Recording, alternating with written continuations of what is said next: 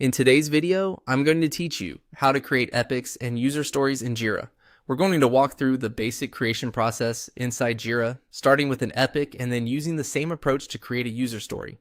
This is a useful workflow when you're organizing larger initiatives and then breaking them down into smaller, actionable pieces of work for your team. To begin, go to your Jira board or backlog view and click on Create.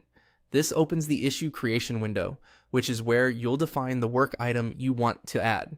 If you're new to Jira, think of this window as the main place where you tell Jira what kind of work you're creating and what details your team will need.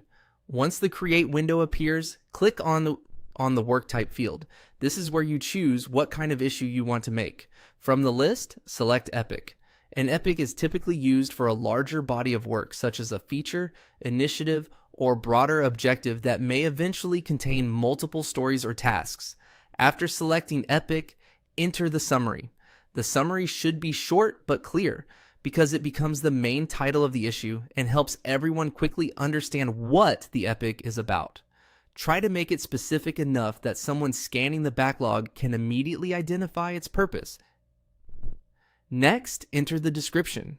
This is where you can provide more context about the epic, including goals, scope, or any important background information.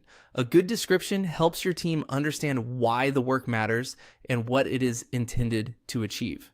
After that, fill in any other information required in the form. Depending on how your Jira project is set up, this could include fields like priority, assignee, labels, due dates, or other custom details.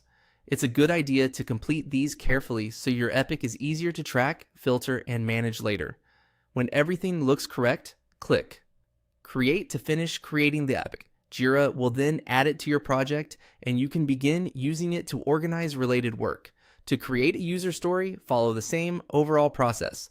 Click Create again, choose the appropriate work type, and this time select Story instead of Epic. Then enter the summary, add the description, complete any additional fields, and click Create once you're done.